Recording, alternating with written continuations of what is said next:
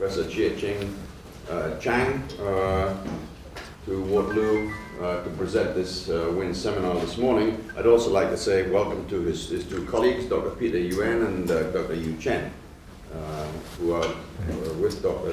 Chang on this visit. William Chang, that's the name he goes by in English, is currently a professor in the Department of Biological Science and Technology at National Tung University in Hsinchu, Taiwan. And he also has a joint appointment in the Institute of Physics, Academia Sinica, as a senior fellow, as a research fellow. He is a biological physicist and received his PhD training at National Tsinghua University in Taiwan, and did a one-year pre-doctoral fellowship at Johns Hopkins University. Last year, William was invited as a visiting professor by the Faculty of Medicine at the University of Waterloo to work on a special topic in apolipoprotein folding, characterization, and manipulation.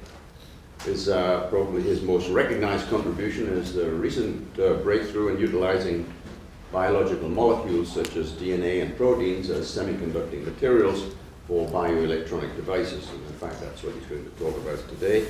He's also leading a group of scientists, including PhD students, postdocs, and clinicians, in the development of nanoinstrumentation for effective drug delivery and diagnosis application. I might just mention that William has a joint project with Frank Gu in this area. So the title of his seminar, you see, Constructing Electrical Nanodevices from Biological Molecules. William? Thank you.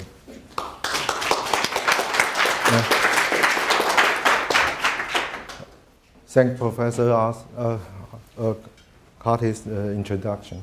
And today I would like to introduce, it's my honor to present our research here and about conducting nanowire, about all the conducting DNA. And due to the time limit, and I may not have time to talk about magnetic optical nanodevices here. And before my talk, I think some of you may acquainted with our university, Tung University here. No, wait, sorry. Maybe I should put here. And Tung University located in Hsinchu, Taiwan, and Taiwan is in the East Asia.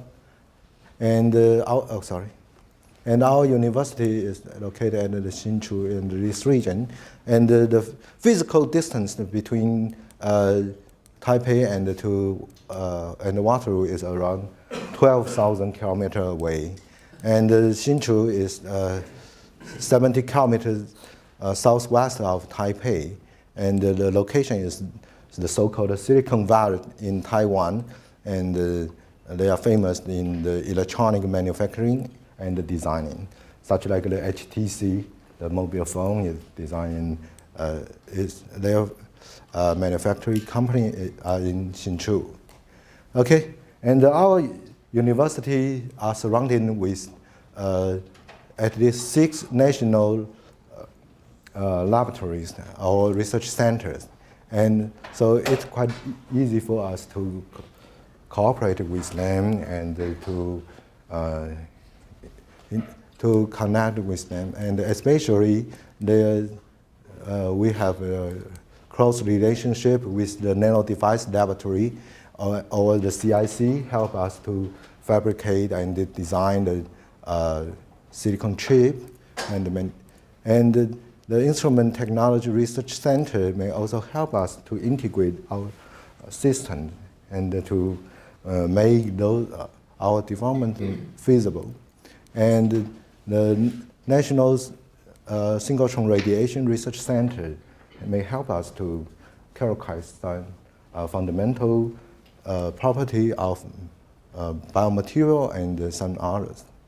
Okay, yeah, and the contents about this talk may contain the electrical nanodevice only.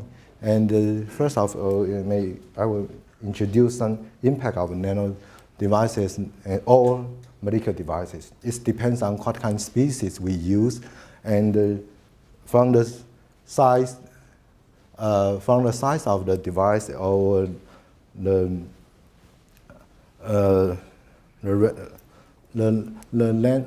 the wise of the devices, and maybe we say it's a nano devices.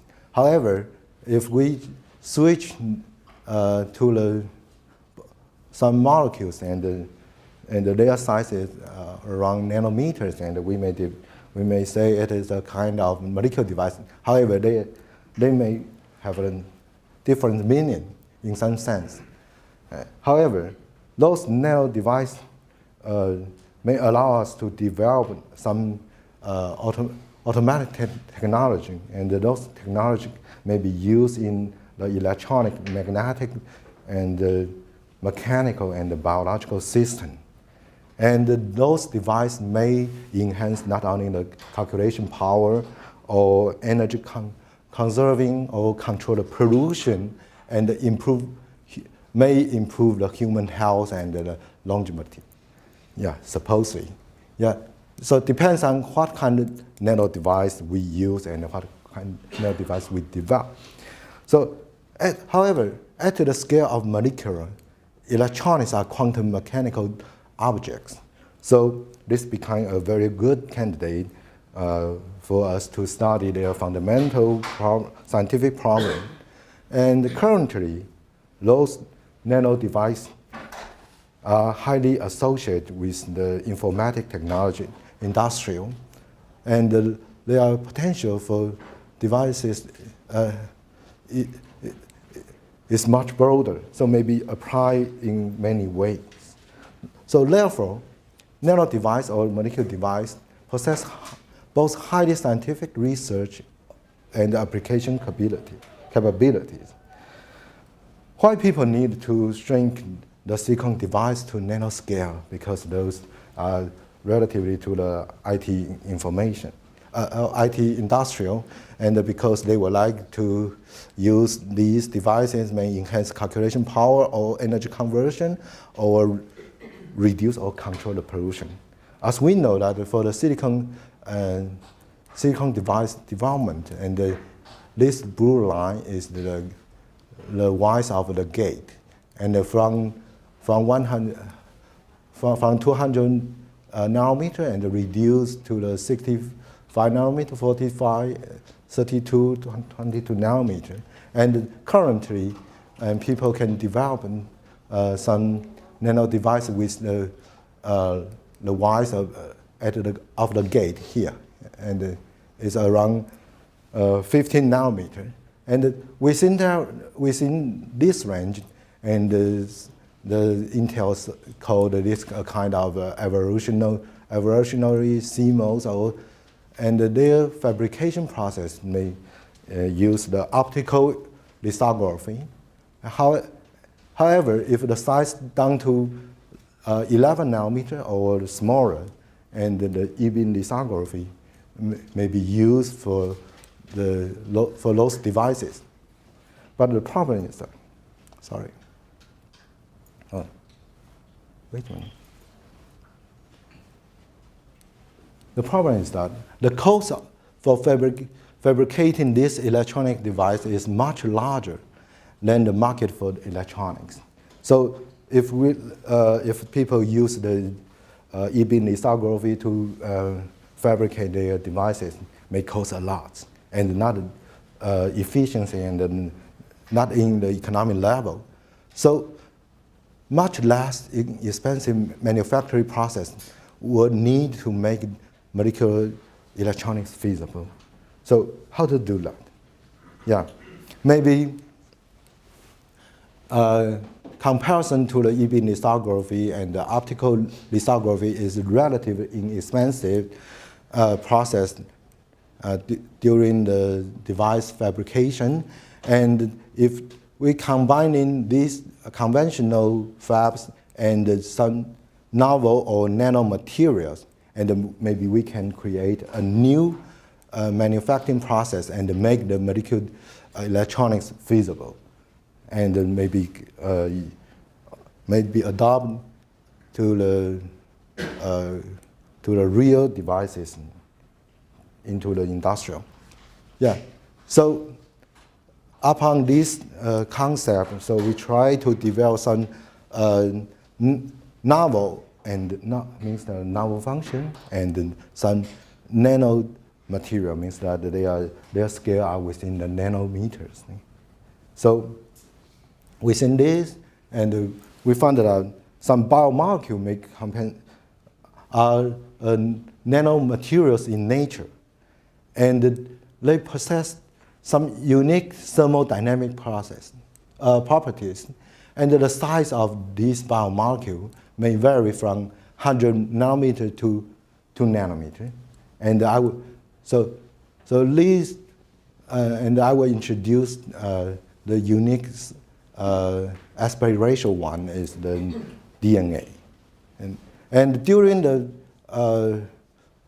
fabrication process, and we also found that, and those biomolecules may possess some thermodynamic property, such like the self-organization process. Means that they may fall into certain conformation, or they may have their unique conformation. Even they may synthesis in different time or different location. However, if they are in a certain environment, and their conformation will be correct. So no one doubt if the people may not grow up, and they would may be different to some others. And the biomaterial may also have the properties such like self-assembly. Means that some of them, they may aggregate with each other due to the entropical force. Means that, and here is an example, a cartoon, and if here is a heterogeneous system, and there is a biomolecule here, and due to the entropical force, and those macromolecules, and they may try to reduce their surface and reduce their size, and they may form a unique conformation, and everything is follow the thermodynamic process. And so since those macromolecules, they are self-assembled, or they self-organized, and the rest space for those small molecules the entropy may enhance rapidly. So the overall system, the free energy of the system may reduce. So we call it a kind of the entropical force. And so this may be used for not only for the macromolecules of manipulation, and can be used for the crystallization too. So therefore, we may think that the biomolecule may have unique conformation under certain environment if we provide the correct environment. And so the following that, and I will introduce some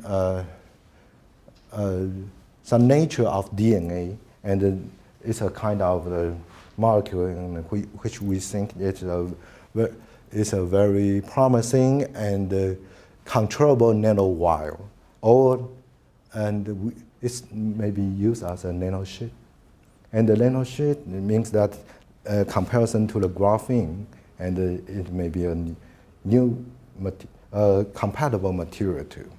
Okay, I think most of you are quite familiar with DNA duplex. It's a kind of a native nanowire in nature, and their diameter is around 2 nanometer. Okay, yeah, and they may contain negative surface charge in solution, but in ambient environment and without water, their surface charge may not negative. Okay, it depends. And they possess some unique UV absorption property. So it may help us to monitor or to analyze whether those DNA are deposited on the nanodevices or not.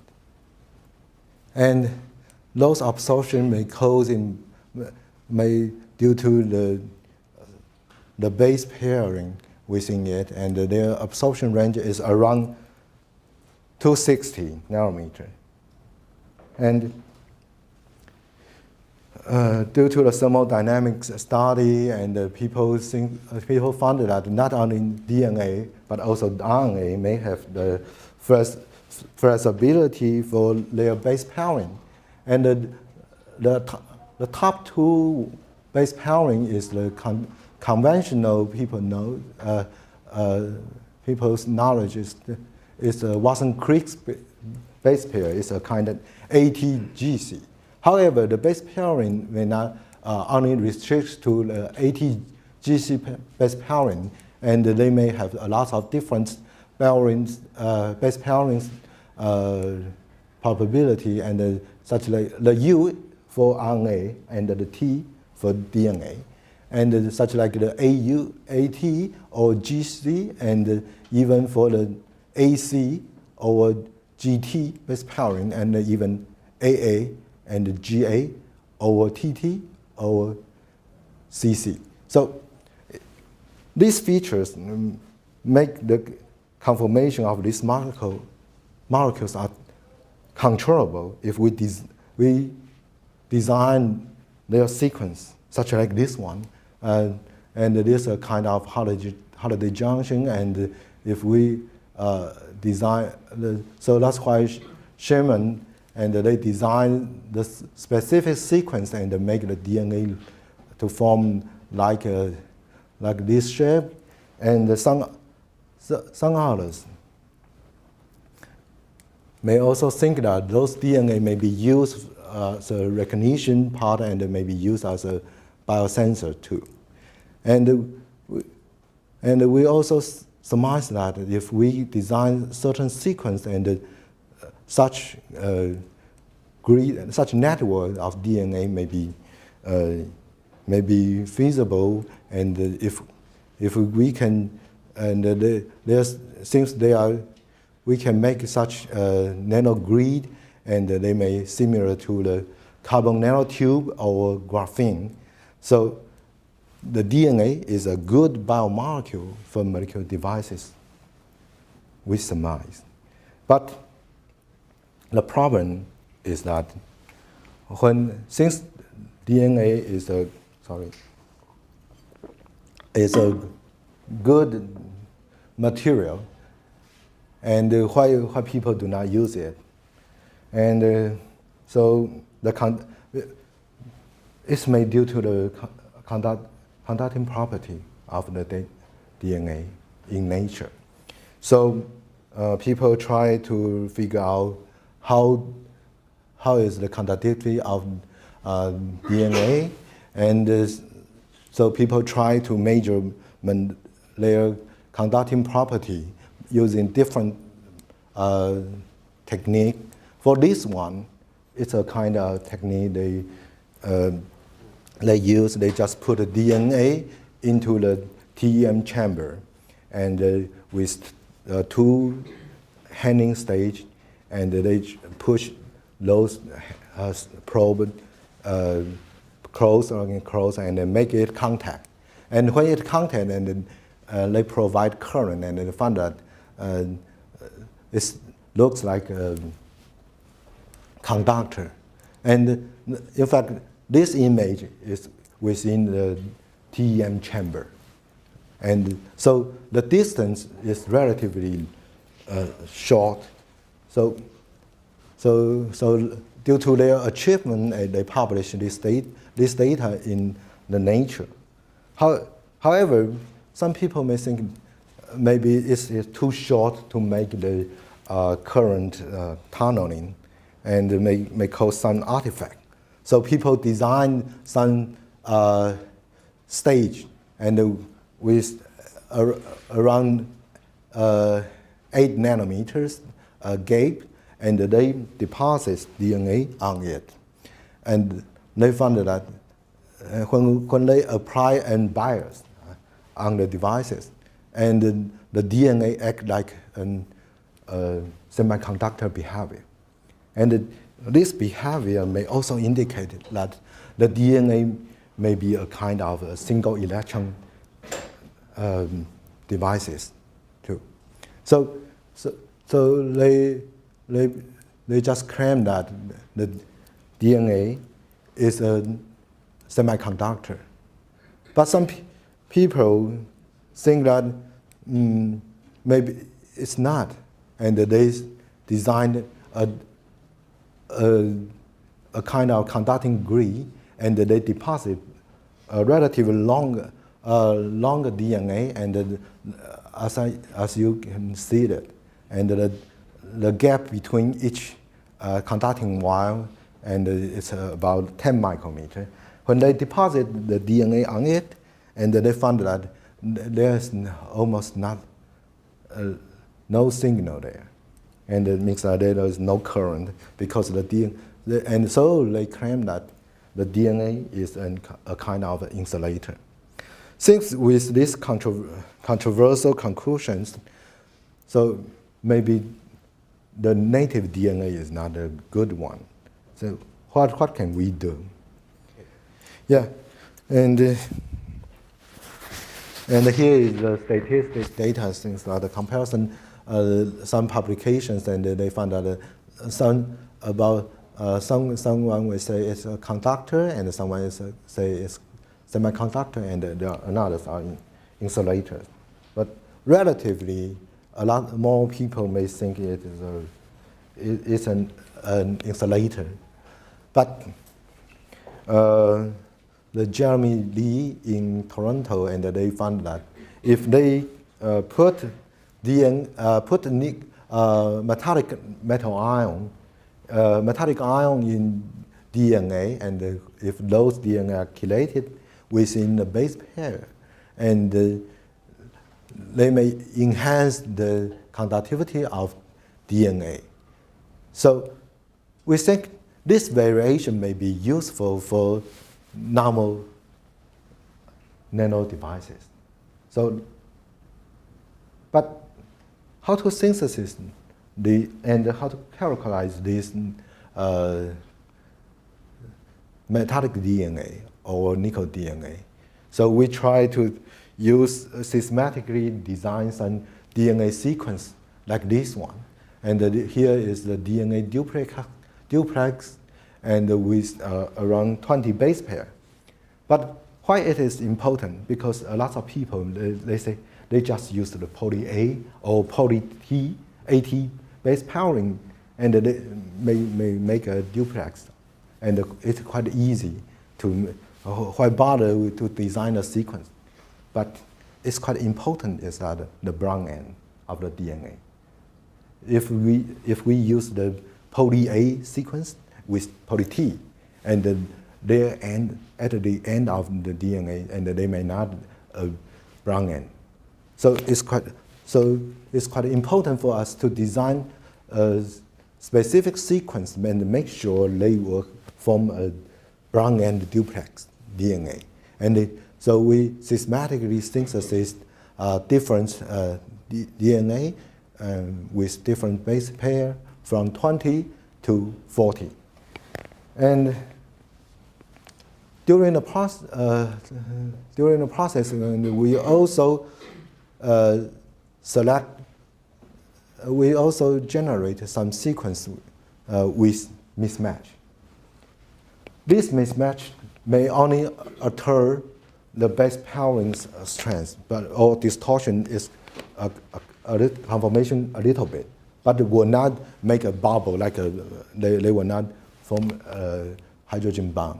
As I mentioned previously, the GT may also form a specific hydrogen bond too, and especially when all other sequences are aligned well, and these two base may have hydrogen bond too. And we also developed some mismatch with such like 3 mismatch or the different species GA mismatch or some others.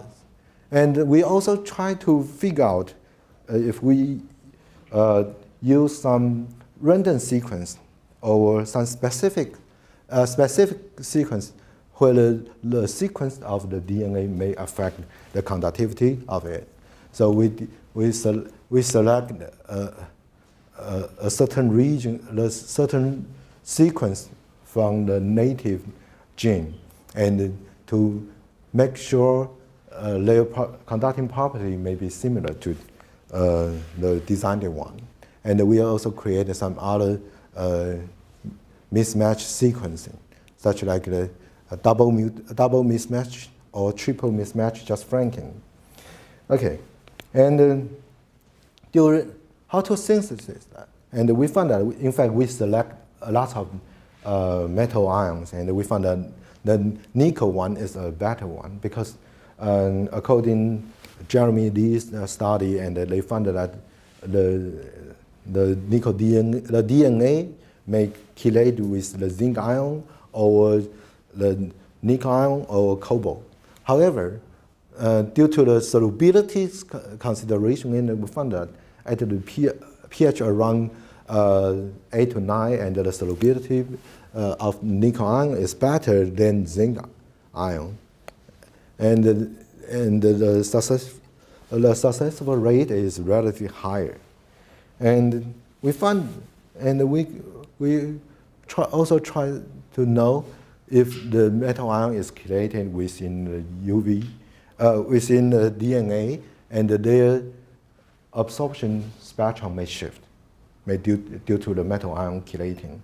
And we also use some simple analysis, such like the gel electrophoresis, and to analyze whether those metal ion is chelated within the base pair or not, just by using the some DNA dye. As we know that some DNA dye, such like this one, cyber green, and they were chelate within, they were integrated into the base pairing of the DNA. So when we put the when the DNA chelate with nickel ion, and there is no fluorescence can be observed.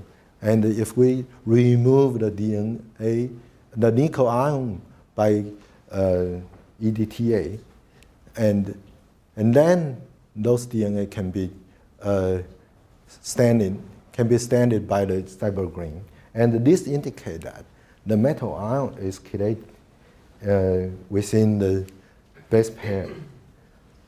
Or some people may also think that maybe they are on the surface, on the backbone of the DNA. And those positive charge may also block the cyber green. So we need some other improvement. So, and we will do it later. And during the process, we found that there is a redshift and from different pH, and we found a relatively stable one is the optimal pH is around 9. And about the metal ion chelating, and we found that, and we titrate the DNA with the different with the nickel ions, and we can obtain such titration curve, and it seems that the nickel ion may insert into each base pair, and at the saturation point, and the whole base pair are saturated with nickel ion, and their ratio are 1 to 1 base pair. And according to these titration curve, and we can find that the binding affinity are relatively high. And when we monitor their UV absorption and shift, and we can find that there is an isostatic point for nickel ion binding. And this isostatic point indicates that the metal binding within the DNA is an OO non-behavior. Means that since the DNA, DNA bound to the nickel ion, and they will bound all of them, or they just don't bound. So it's quite important observation.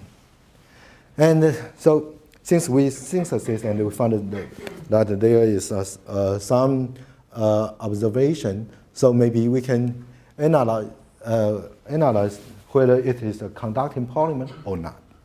So it's quite important.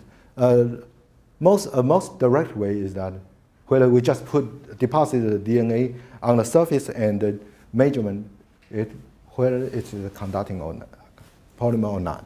So we use the conducting AFM.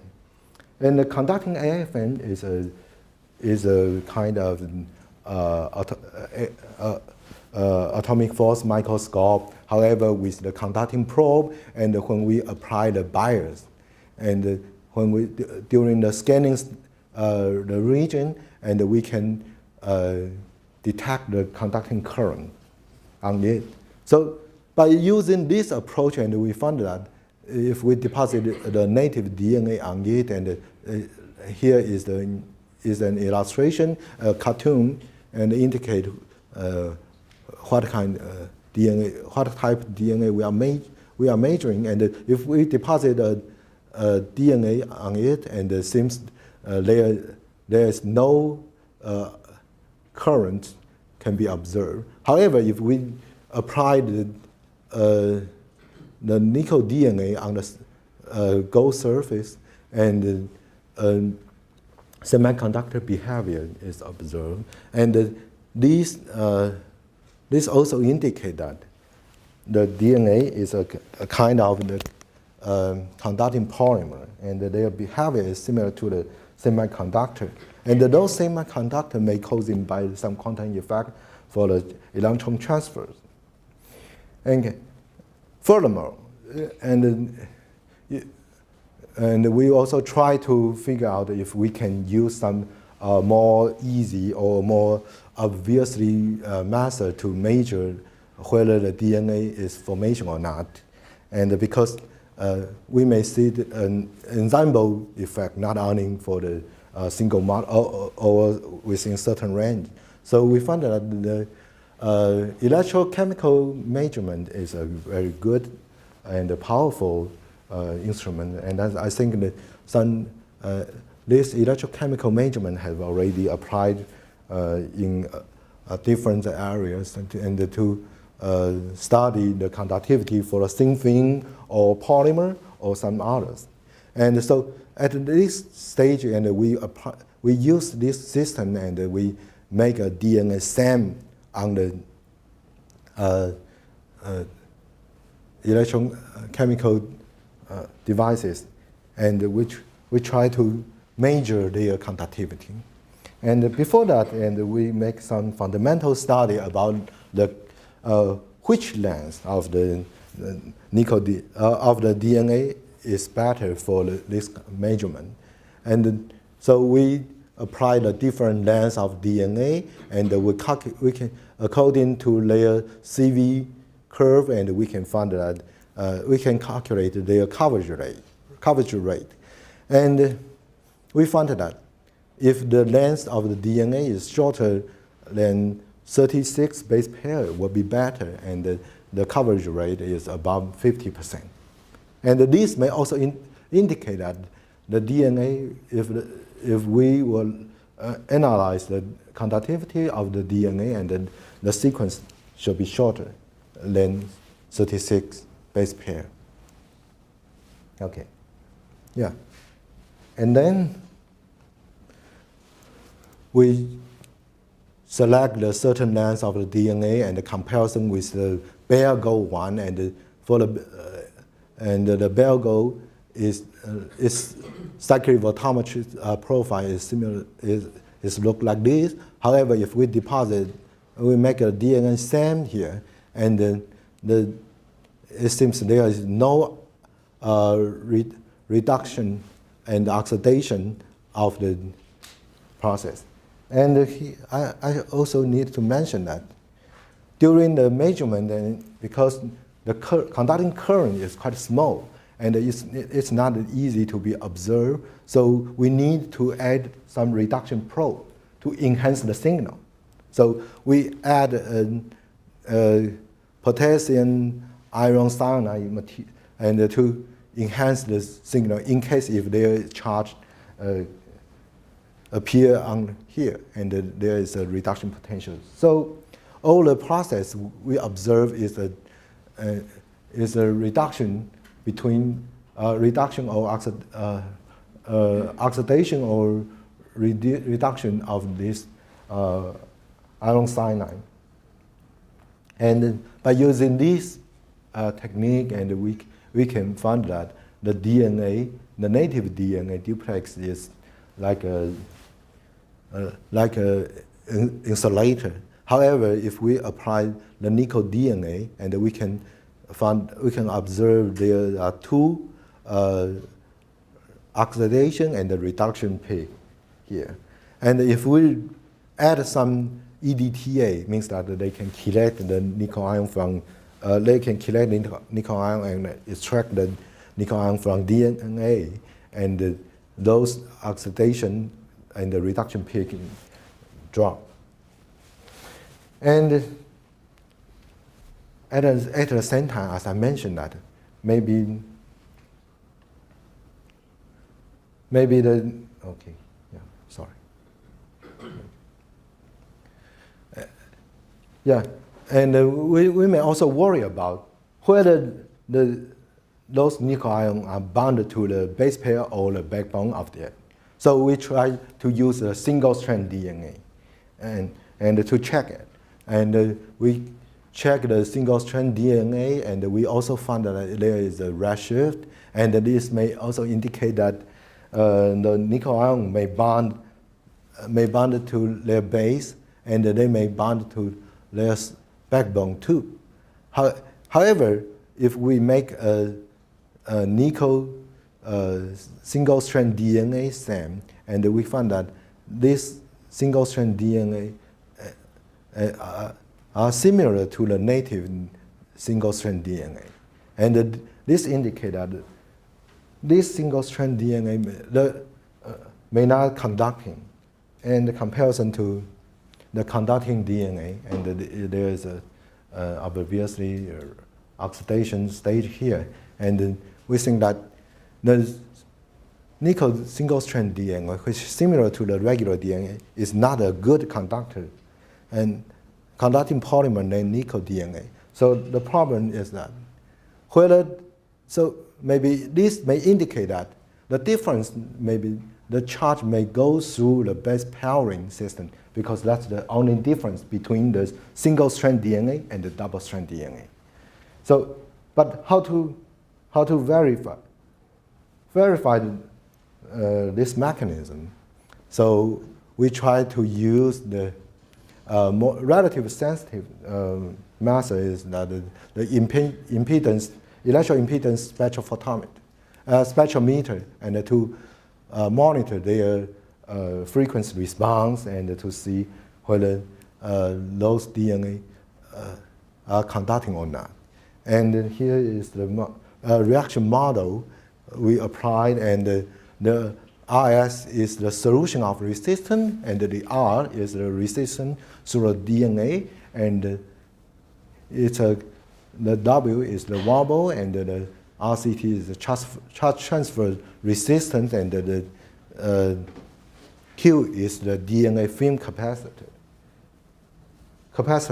And this may also imply that the DNA may containing some capacitive property. And here is some equivalent circuit equation, and we can fit and analyze our result. And we found that the nickel DNA seems is a better conductor than the native DNA, and in their conducting properties. And so since we would like to verify the conducting mechanism through whether it's through the base pair or not, so we create some mismatch, as I mentioned previously, and we found that if there is a single base mismatch, and this one is a single base mismatch, and then this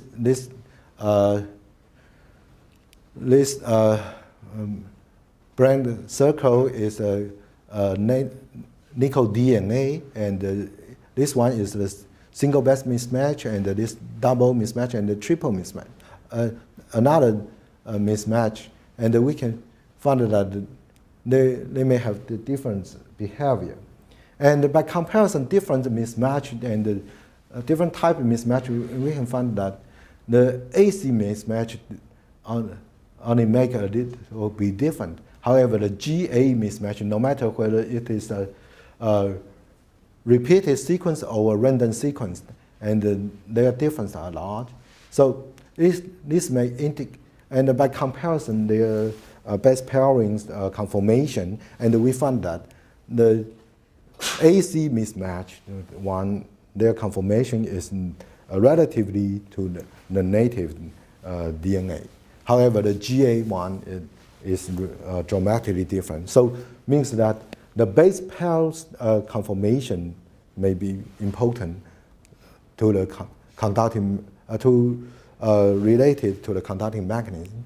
And then we also, if we plot the relative resistance change, we can find that if with the single mismatch, a double mismatch, or triple mismatch, and their conducting is property is good as an exponential increasing. Since this is exponential increasing, and this indicate that layer may not contain the nickel ion within the base pair due at the mismatch region, and so that's the reason for the.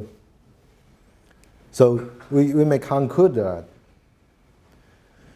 the charge may go through the base pair, and those nickel ions may play like an electron hole, and to provide more, to reduce the band gap between the ground state to the conducting level. And if there is a mismatch, and the metal ion will not chelate in there, and so create an energy barrier here. Yeah. So since the topic here is that we may try to apply this nanowire to be devices. So we found that one of the concepts is that this process is a bottom-up approach, and the yield will be better than the top-down one. So the violin technology for nickel DNA may be better than the silicon nanowire or others, and so that's similar taken as apply for the carbon nanotube. However, the problem is that the carbon if you deposit DNA on the silicon substrate, and it will be easy to guidance. Then I will show you later. However, if you apply the carbon nanotube, and it may not easy to fabricate it. So why? I can say that because we designed a kind of a nano finger. Those nano finger with the nano gap here, and when we deposit DNA here, and we apply some electrostatic trapping electro force, and to make the DNA align, such like, and so during, and here is the lithography process, and we use the E-beam. Okay, currently we use E-beam, and if for the manufacturing purpose, and maybe used for the use some optical lithography method, and then use the lead-off process, and we can generate nano finger here. And the gap is around 60 to 100 nanometers. As I mentioned in previous roadmap, the 60 to 100 nanometers band gap, the gap is may be used for the conventional optical lithography method to generate it. And here is only for the research purpose, so we use E-beam to control the size. And so in order to control the DNA, if we do not apply the electro force or electro field, and those DNA would, if we deposit on the devices, and they may aggregate, or they may form a network structure like this. And if we apply the electro field, and those DNA may be stretched, and looks like this one, and with a linear. So we apply this method and to deposit the DNA on the nano finger, gold finger, and we can observe there is a nano DNA between the gap. Okay, it's really blurred because the DNA is quite small and it's not easy to be observed. So we standing with the gold. Okay, gold reduction. And then since we successfully deposited DNA on the gold finger devices, and we apply a bias on it, and we can find that if we only deposit the native lambda DNA, as you know that the lambda DNA is quite larger than previously introduced, the 30 base pair or 40 base pair one, and it's quite large. However, since we can convert the lambda DNA into nickel DNA, and then we find that if we apply a voltage scan from the minus 10 volt to 10 volt, and we can find that there is an oxidation peak here, and this behavior is a kind of the negative differential resistance behavior, and it's quite interesting. At the first scanning, if we apply the from the 0 bias to 10, and we will observe first oxidation peak. And then we apply another second scan, third scan, and after that, and the current becomes 0. And this may indicate that something happened within the nickel ion, nickel DNA. And if we apply the inverse bias from the 0 to minus 10, and the inverse current can be observed at the first scan, and after that it becomes smooth. And this one may indicate that. And we measure the oxidation potential and the reduction potential, and we found that this range may belong to the nickel ions oxidation. And there is, here at this stage, is the nickel ion within the DNA is positive 2. And at this oxidation stage, and the nickel ion is positive 3. So during the process, and if we cyclic scanning from the minus 10 to 10, and then back to minus 10, and then make cyclic, and even we scanning for 5 scan, and they keep the same stability. And these may tell us that this device is good, with good stability, and may be used for switch or memory in case if we have a logic design. And so that's why I talk with Frank, and maybe we can develop a memory system, and by applying this, monitor this behavior, and we can know whether there is positive signal storage or negative signal storage. It's become a very interesting one. Okay, and comparison to previously finding, and about NDR. And people published in Science around 1999, and they found there is a clear NDR behavior, and however, their operating temperature is around 60 Kelvin. For us, we can operate at room temperature, so relatively it is good, and may reduce the energy, and may also increase in the memory capacity.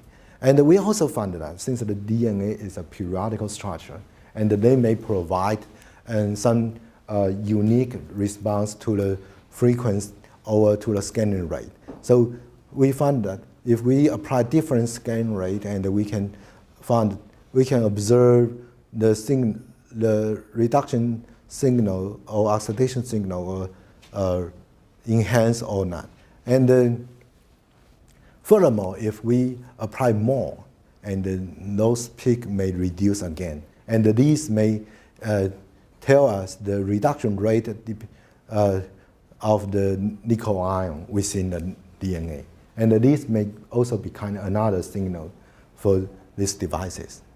So, and I have to tell you frankly about the success rate for these devices. Currently, it's about 20%. But relatively to the conventional or to other existing report, and our yield is relatively extremely good than others. However, we found that Frank's developed should be published in carbohydrate recently, and their soldier system may help us to anchor those DNA with between the two electrodes, and we may improve the success rate in the near future. And then we are combining with Dr. Yuan's technique and to link with some biomaterial and maybe use for the biosensor too. Okay, yeah. In spite of high-tech fabrication or device and use current device, and we have already developed a biointeraction detector according to the electrochemical devices knowledge.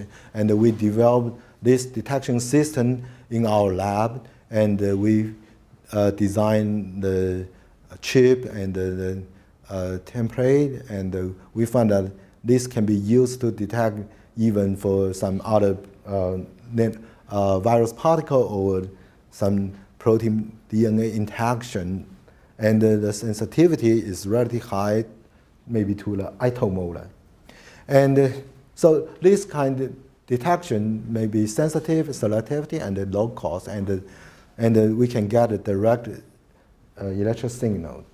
And here is an example for detecting the protein DNA interaction, and we found that the DNA sequence, this sequence is specific for the p53 binding, and by comparison, this sequence, and we can find that there is a clear signal with change for the p53 binding.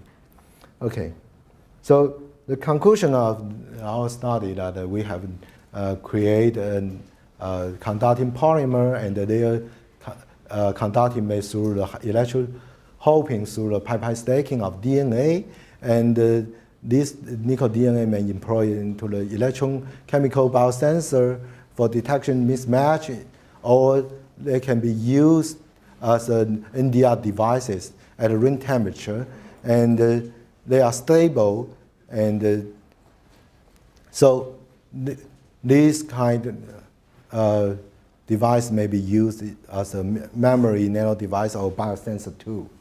And it seems like we try to close the gap between the biology and the physics and the electronics. And here is some reference about our study. And first, this is an important part, because without those people's help, and the project will not success. And Frank will play an important part in the near future. And the fund is supported by the NSC and our university, and under the ATU project of MOE. And the most important part is I would like to thank all of you. Thank you very much.